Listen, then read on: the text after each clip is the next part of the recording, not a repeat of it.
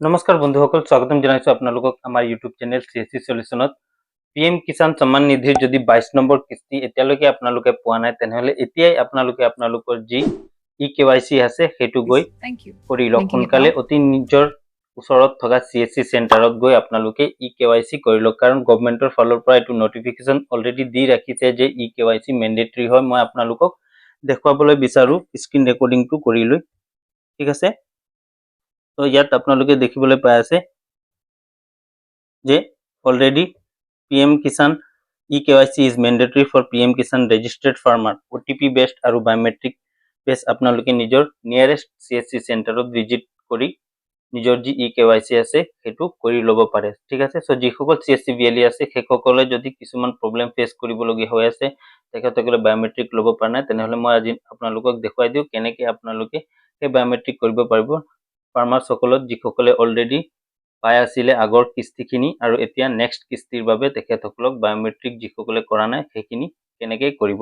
So প্ৰথমতে আপোনালোকে যি ড্ৰাইভাৰ্ছ আছে আগৰ পুৰণি ড্ৰাইভাৰ সেইখিনি আনইনষ্টল কৰি ল'ব। অলৰেডি আপোনালোকে ইয়াত দেখিবলৈ পাই আছে CSC থ্ৰু দি লগইন কৰাৰ পিছত আপোনালোকে ইয়াত ওয়েলকাম CSC ইউজাৰ দেখিবলৈ পাই আছে। আপোনালোকে 2 নম্বৰ অপশ্যন বায়োমেট্ৰিক আধাৰ অথেন্টিকেশনত ক্লিক কৰিব।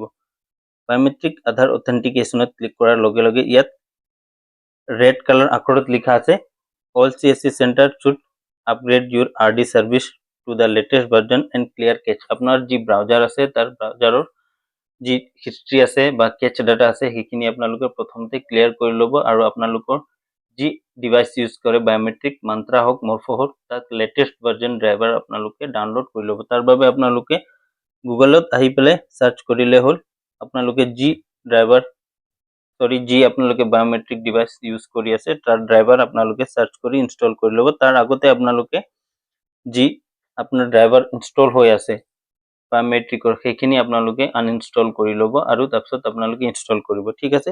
সো এইখিনি বায়োমেট্ৰিকৰ শেষ কৰিলো।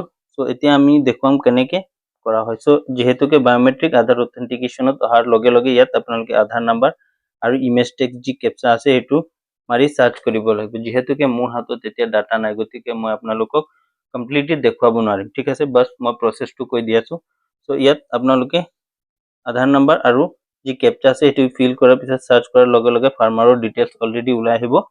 তাৰপিছত আপোনালোকে ইয়াত 4টা অপচন আছে capture for EKYC, capture for EKYC by Morpho device, capture for EKYC by Arctech device আৰু capture for EKYC by Mantra. So Mantra L1 প্ৰায়ভাগ CSC VLE আছে তেখেতসকলে মন্ত্ৰা দি কৰিব পাৰে।